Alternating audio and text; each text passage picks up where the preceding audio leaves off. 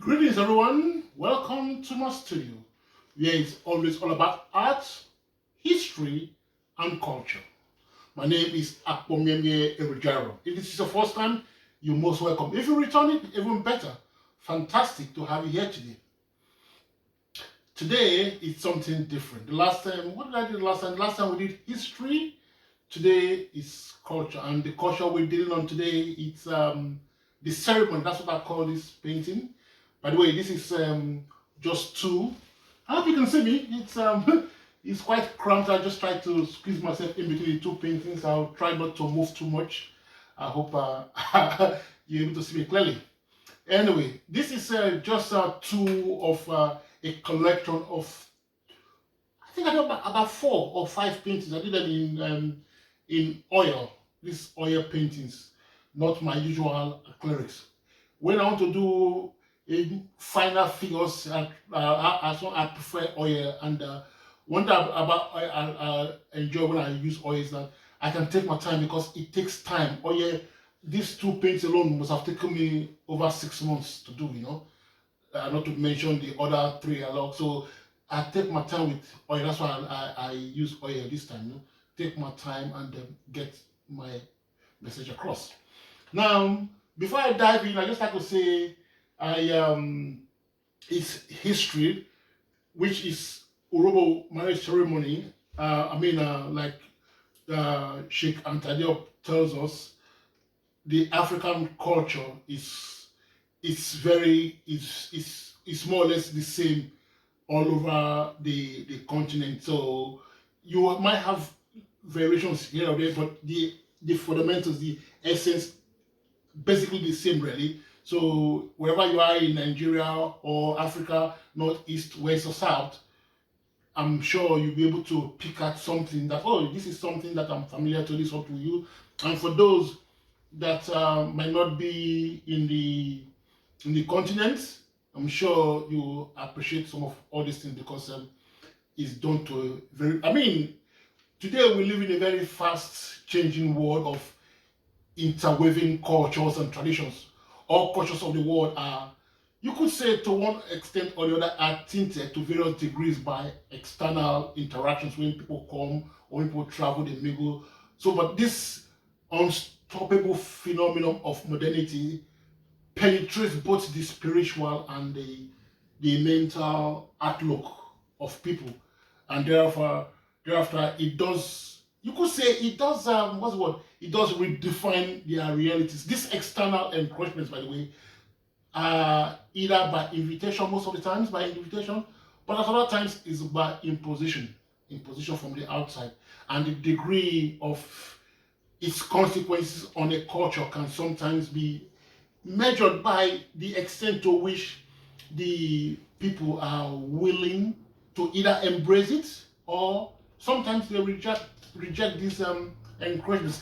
And this encouragement sometimes, they don't talk about, sometimes it enriches the culture, at other times it may greatly diminish a culture to a degree that its richness may be permanently lost.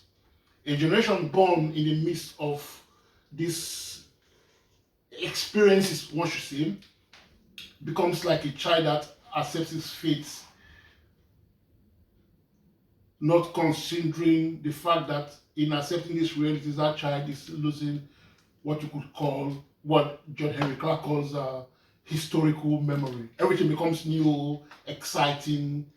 That childlike mind is unwittingly consumed by forever shifting illusion of modernity.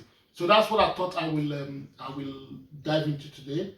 And the vehicle I want to use was, I think I will use, is the one I know best, which is the Urhobo culture, the Urhobo marriage ceremony, Urhobo traditions. And even amongst the Urhobos, you have different, sometimes slight differences, but it's basically the same. But I'm going to use, of the Urhobos, I'll use the Okwe, which I know a bit more. I'll use the Okwe traditional marriage ceremony. So this is a marriage ceremony in an Okwe society. Before I carry on, because it's Urhobo culture, please permit me to just say a few words on Urhobo. Urhobo Wado, the me ARTbyAKPOMIEMIE. You come me yen. Ebiko was a big war. Mirene or to the Otai Mebo Urhobo or more Urhobo or for me Urhobo. Ekebo, what you were there, Emma White Bebu, as I you will not tea. Je be one equal Bebu.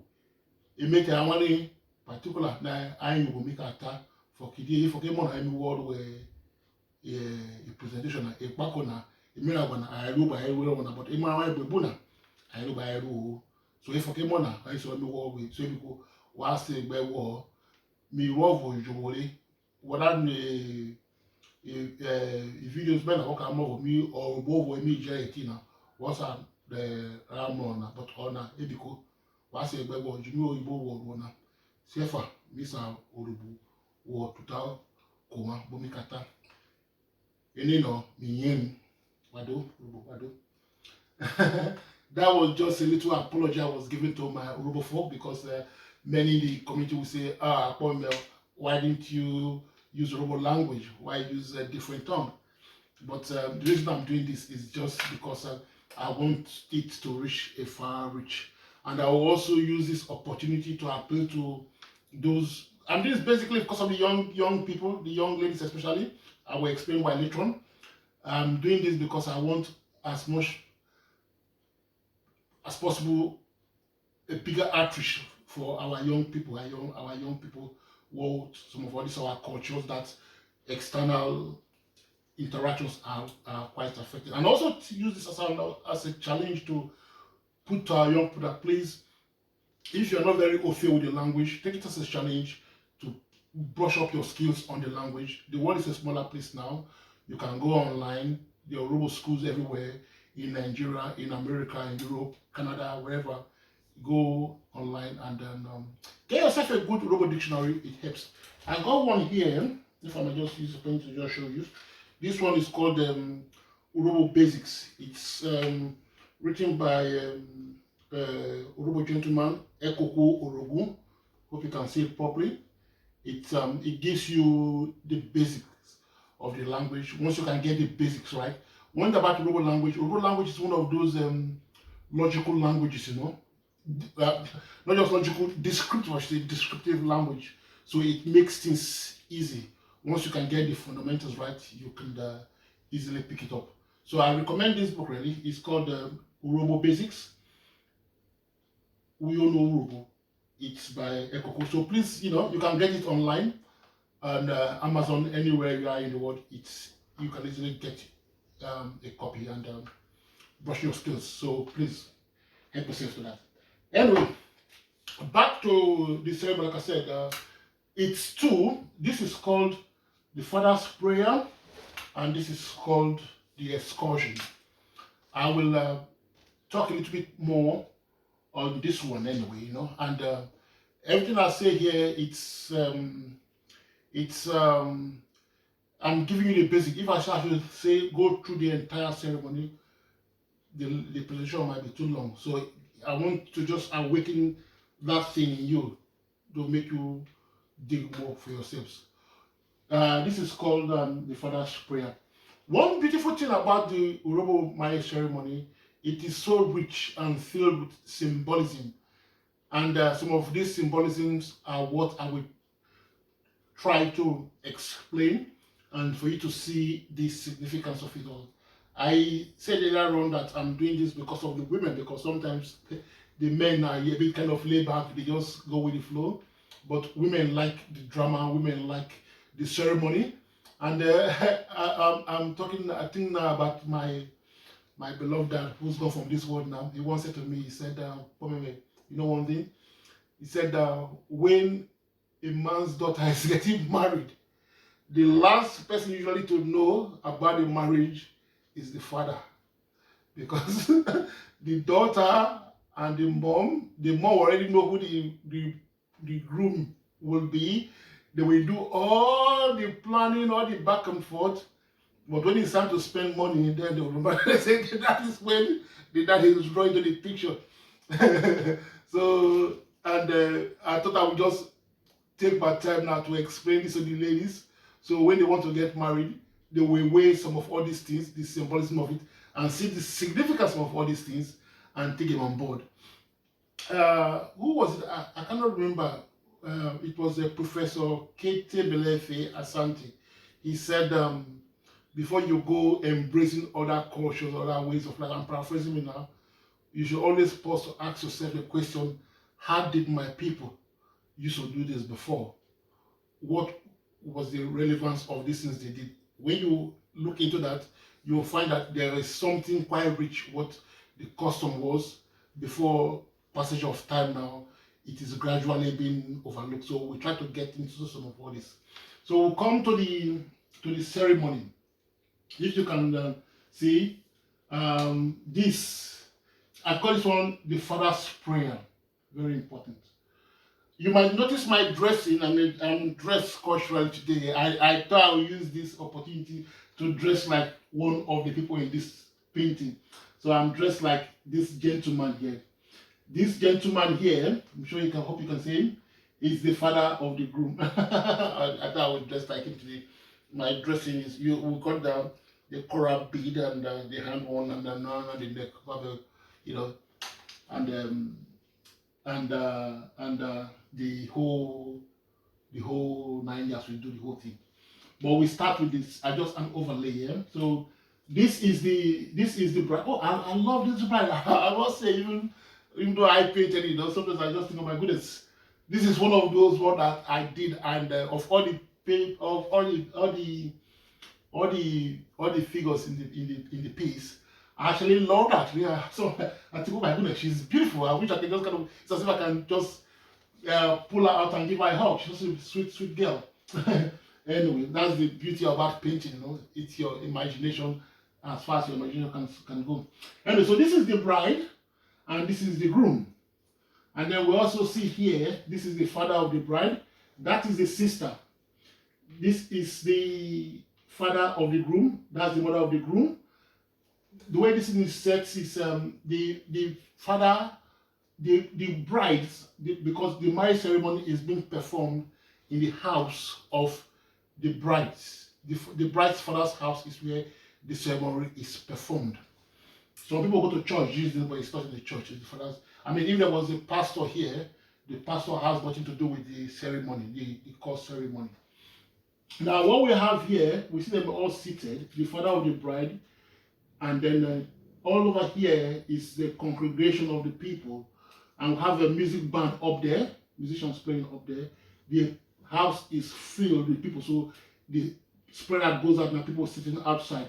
That is one beautiful thing about Urhobo marriage ceremony. When Urhobo marriage ceremony, you have to be prepared. It's not by invitation. It's everybody is welcome. So typically, you can have an Urhobo marriage ceremony where you have up to 300-500 people. So you see, it's really big spend. You know, everybody comes, expect lots of food, lots of drink, lots of merrymaking. Hence the live band, lots of music. We see the drinks, spirits that we use for prayer, and then the kola nut. We see the father. We can't really tell much about the father, although we can say, okay, from his gray hair, he's a bit elderly, and then I've got like his bead, like the bead that the groom is wearing. Hope you can see the bead the groom is wearing, the father of the groom is wearing, and that's kind of bead I got as well. That's what the father of the bride is wearing. But in addition to my bead, the father of the bride, we cannot see very well, but he has this bead here. It's a circular bead. It's a circular bead. We see more clearly here. That's a gentleman is wearing a circular bead here. That's it, just around that's it, circular bead here. Now, what that circular bead tells us is that the father of the bride is a prominent man in his community. This round bead he wears is called an ankh. It's a round circular bead which is only given by the king of the kingdom. When a man or woman attains certain standard in society, the king wants to appreciate that individual. So, oh, well done, we appreciate you for all you've done for our community, how you uplift our people. The king gives you that bead. It's called an ankh. It's a round circle, it's a round bead. So it is special. It has great symbolism because whoever wears that bead becomes like an ambassador, the king's ambassador. So wherever he goes with that sense of responsibility, the way he conducts himself and the way he's treated by people here encounters. It's called a chief. Some people in some parts of Urhobo they call them Urhobo. In other parts they call them Okakoro. In Okwe they call them Okakoros. But the English word for either Okakoro or Urhobo is a chief. So instantly we know the father of the bride is a chief. Now we see what he's holding. He before we get to this stage, there's what we call introduction. Before this day, the grooms and a few people from his own family will visit the father and the household of the bride, a father and mom and the family, to what we call an introduction, to tell the father of their intentions that they want to marry the daughter from that family. There's a gap there because he did before that occasion and this ceremony. The essence of it, he gives both sides, both parents now, because it's not just this young people falling in love, but both parents to do their own investigation, the suitability of both sides. These people want to marry my daughter, are they suitable? Or this lady, my son, want to get married into their family, what kind of people are they? It gives you an idea of the family. That is called the introduction. So after that is all done, it's all agreed, a date is set that if the father of the bride was okay, I will liaise with my own people, and then on so and so day you can come, and then we pay the bride price. This I call it ceremony, but that day is actually called the payment of the bride price. Now the bride price is very, very important. Well, it's one of the most crucial in our culture, Urhobo culture. There's a few items. The top of it is a token amount of money. It's not big money. It's not thousands and thousands. It could be like £100, $100, or 120, 150. But it's not lots of money. In other parts of Nigeria, for example, among the Igbos, the Urhobos, you also pay bride price to different amounts. In other parts of Africa, where they use where other parts of Africa where they are big in livestock farming. Originally, they use livestock. So a bride, you could have to pay up to 100 cows, 500 cattle, things like that. So it varies. But the point I'm trying to make is, you have to pay bride price. So that's what we pay a bride price here. So a bride price is paid. Now we see what we see here. The father of the bride is what he's got in his hand is called a kola nut. A kola nut is something that most of you would have tasted, but not realize you've tasted kola nut. Kola nut is a bit of a bitter substance, quite bitter. It grows in West Africa. It's very common in West Africa, in parts of the Caribbean, because I believe the Africans that ended up in the West Indies for obvious reasons must have taken some of this there. So you have it in places like the West Indies, far as Brazil. The color is a bit, sometimes it's yellow, sometimes it's red. For this purpose, usually we use this burgundy color one, red color nut. It's a bit bitter. It contains caffeine. As I say, many of you must have used it without realizing. Caffeine is the caffeine in kola nut is the primary ingredient we have in many of our carbonated drinks.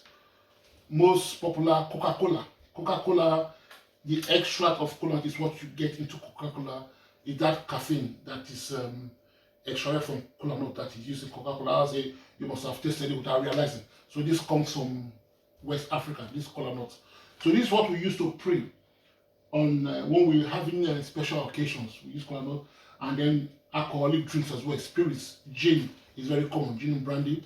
We use it to pray, and some people can even use water, but it is normally it has to be spirits we use to pray. Now, I was saying earlier on that many have gone into, because of modernity, they do the church, or they go to the court or registry, whatever. But in our case, it's not.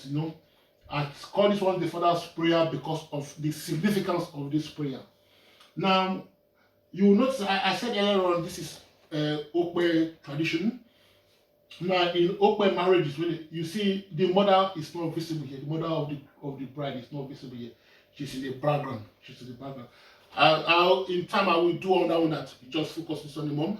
But because of many times, many people don't understand this bit. They believe the marriage becomes more meaningful, more as if, what should I say, more blessed if it's done by a priest. No. It's not to do with religion. I always maintain, if Jesus Christ, if you guys did the Urhobo language, if Jesus Christ was here, as we are told in the Bible, Jesus Christ attended the wedding, Jesus Christ will be sitting among the crowd, because this is the thing between father and his daughter. He's giving his daughter away. It's a very, very important, which you cannot give to a pastor to do, to a preacher man, to a imam. No. It is the right of the father, and it's a blessing. He used to bless his daughter as a daughter. That is very, very important. I cannot emphasize this enough. So we see, before he gets to this stage, the mother, let me just say here, when we see all this now, we think the Urhobo culture is very patriarchal, but sometimes in other parts of Africa, matriarchal system is what they have, but the Urhobo culture is patriarchal, so that is why the father has the center stage here. But even at that, before we get to this stage, the mother of the bride, because I told you about the introduction earlier, there are certain things, gift items of great symbolism that must be given to the mother by the groom. Gifts to give to the mother in acknowledgement for what she has done in bringing up this wonderful child, this wonderful girl that is going to go into marriage, into another family. It's a token thing that you have to, but it is mandatory, not given to the mother. Before we get to this stage, the master of the ceremony will invite the mother.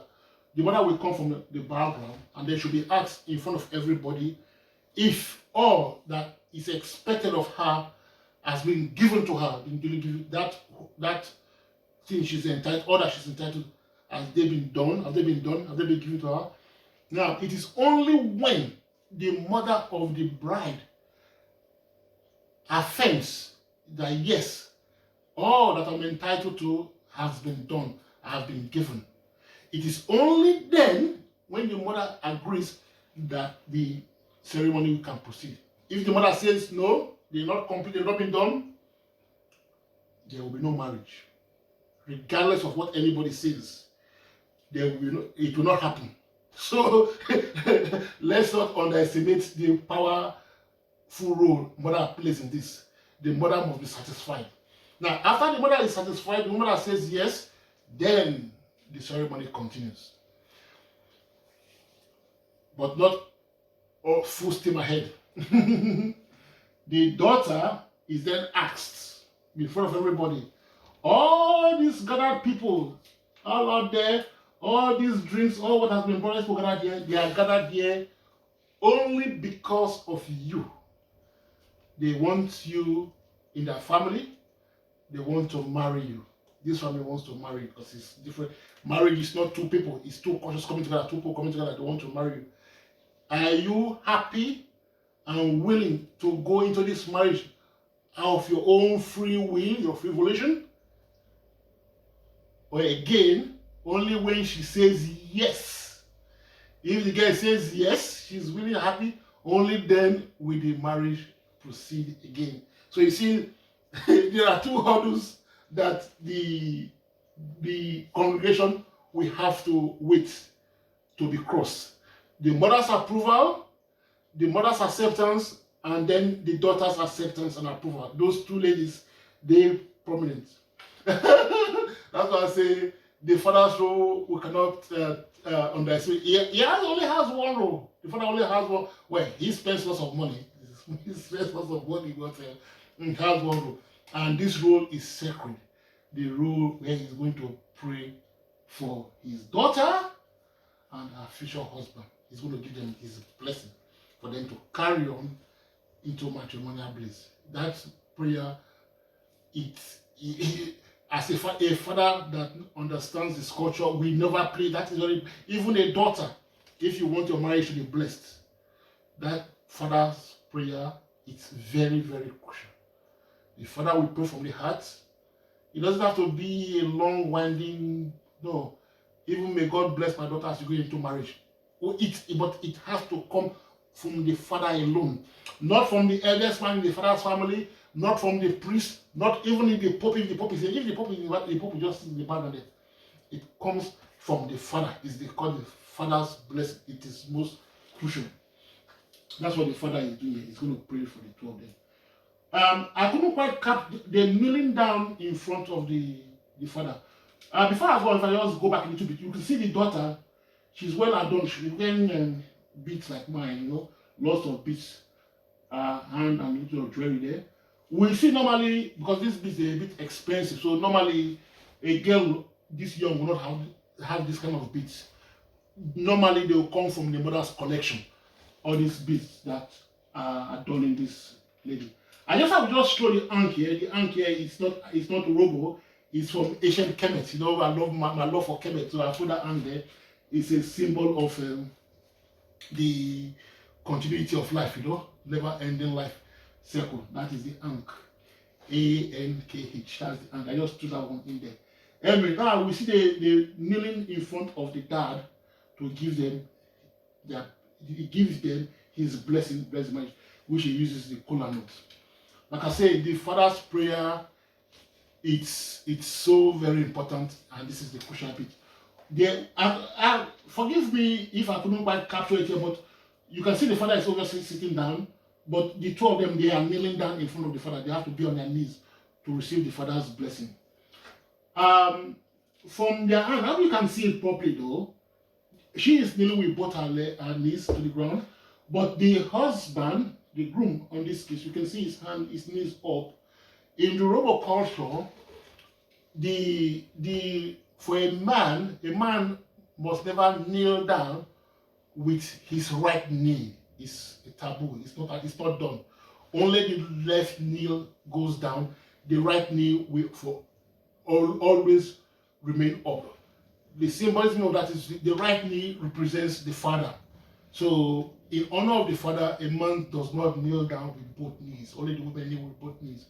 And it doesn't matter if the father is alive or not. Even if the father is not alive, the father may be gone from this world, because like I said earlier on, we're not on this occasion, but I've mentioned before, in Urhobo culture, many African culture, our understanding of death is different. Nobody really dies. Death is understood differently. We say in Urhobo culture, for example, we say the individual has gone on with their life, or they've returned from whence they came.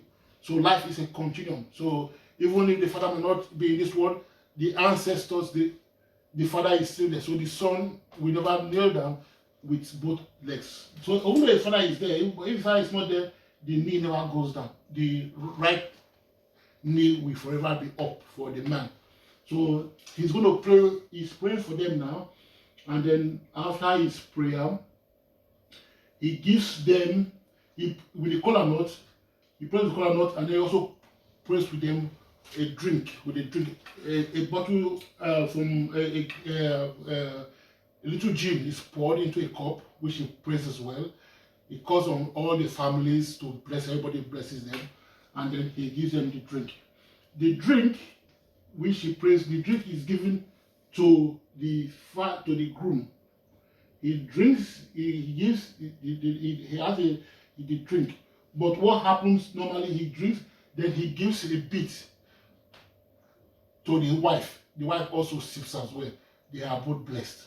But even though the father has prayed for them, the marriage is not yet complete. No, not yet.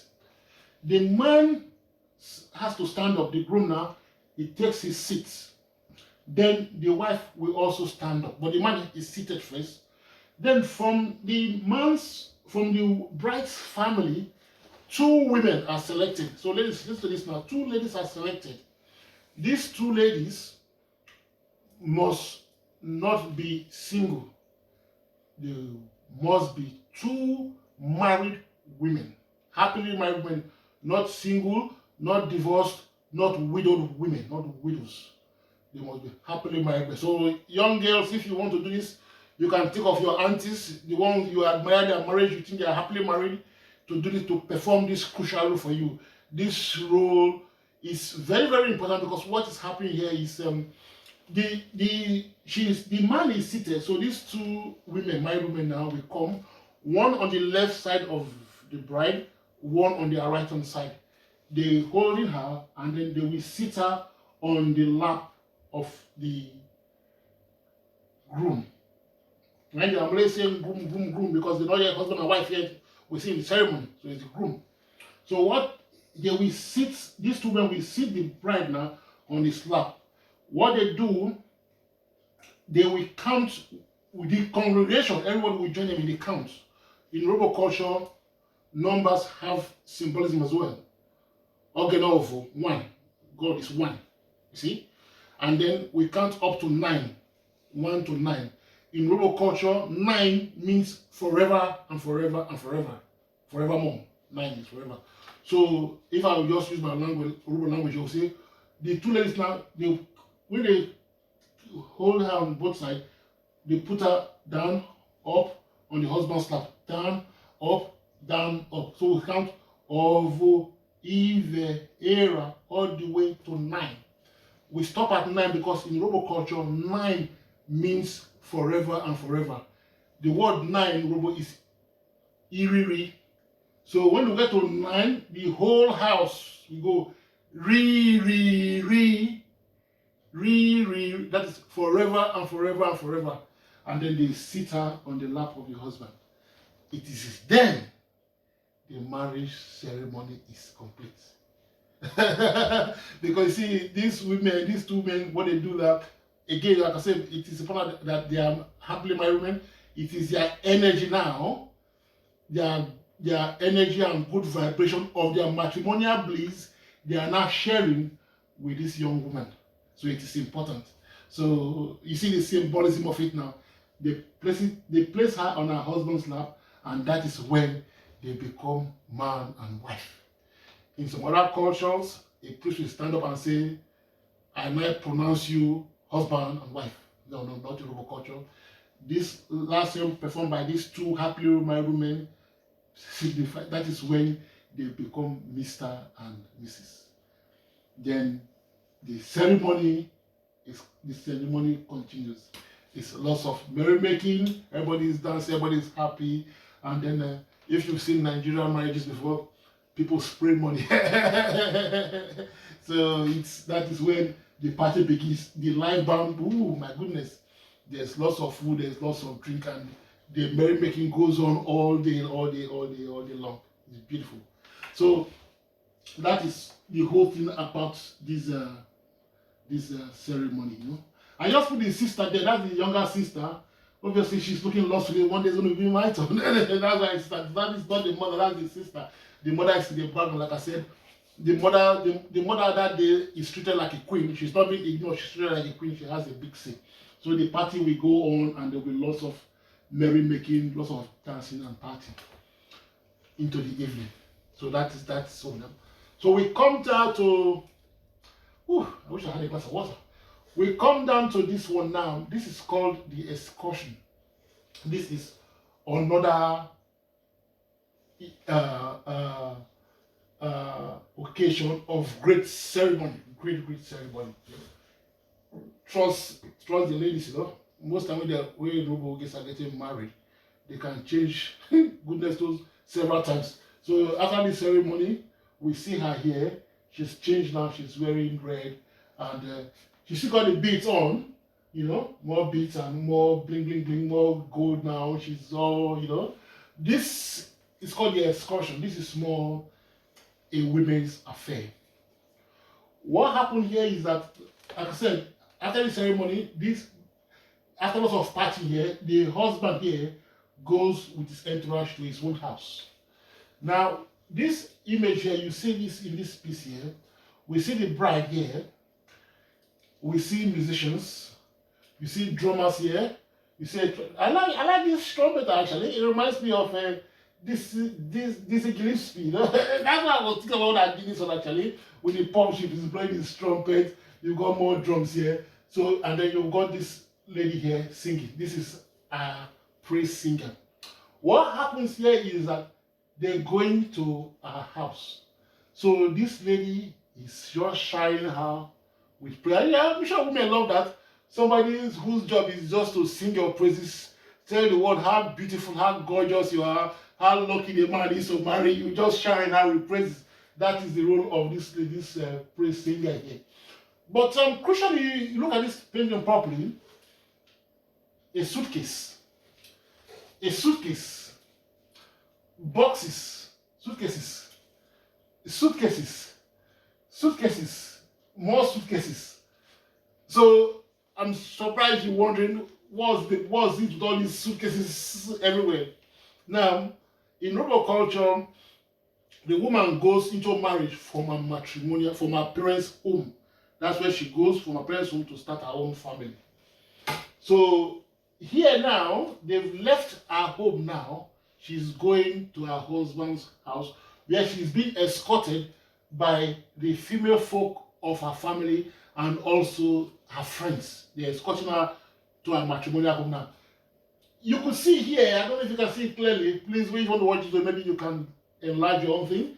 We can see the father and the mother here sitting in the balcony. They're also watching their daughter go away on a new life. So it's a big procession. It's a big part. Honestly, it's something to behold. You know, when this happens. Sometimes they come colorful. I once went to this wedding when I saw these girls. My goodness, you know, on this procession, they had about almost up to 12 or 15 ladies actually. They're all dressed in the same style, you know, and they were all going behind her. And then, oh my goodness, you know, it was. I mean, these young people, they're always putting their own style, but they're not allowed to change the fundamentals, but they bring in their own style, and you know, it's so rich. Anyway, so we see them with our own bags now, the kind of bags that they're not escorting her to her matrimonial home, where she is being serenaded by singing and dancing and praises as they go along. Even if it's a case where they have to go by car, maybe the distance is quite much. As they approach the house, everybody the cars has to stop, disembark, and then they go on with the music of singing and dancing and merrymaking. Crucially as well, when they get to the husband's house now, because now his wife now, married now, when they get to the house, before she goes into the house, we have also another important ceremony that will be performed. A lady from the husband's side now, one of the prominent ladies from the other side now, husband side now, also another happily married woman now will come out. The bride, the wife now, no more a bride, she's not a wife. She'll be seated, or she could be standing anyway, you know, but a bowl of water is brought. With this water now, her foot is ceremoniously washed. It's part of the ceremony, wash her foot to say, the past is gone, you are now coming into our new home, signifying a new beginning. The foot washing is wash away her past, and then she's coming to the household now of a new matrimonial home, a new husband, with clean foot and new beginning, a happy beginning. That is the whole reason of the symbolism behind the foot washing ceremony. When that is done, then she steps through the threshold, steps into her husband's house, and then becomes a new home. She then has a role now. The both of them now will turn a house into a home. I'm sure you know what that means. So that's the whole thing about this whole ceremony. I invite you, if you not considered this before, please look at it properly, more closely. When you want to get married, ask questions on some of these cultures, these traditions, this symbolism of them, and then you'll be amazed things that you might not have thought of before, you know. Look into them closely and use them to enrich your own ceremony. And you will be happy that you did. So on that note, I think I'll wrap it up now. So this is just it for this ceremony. I hope you like these two paintings. They're quite different from my usual splash of colors when I use when I go for spontaneous impressionism. So this is the ceremony. I hope you liked it. Anyway, on that note now, I will call it a day. Once again, my name is ARTbyAKPOMIEMIE Erijara. It's been a fantastic pleasure sharing with you today the ceremony, the marriage ceremony in Urhobo culture and, dare I say, African marriage ceremony. Thank you.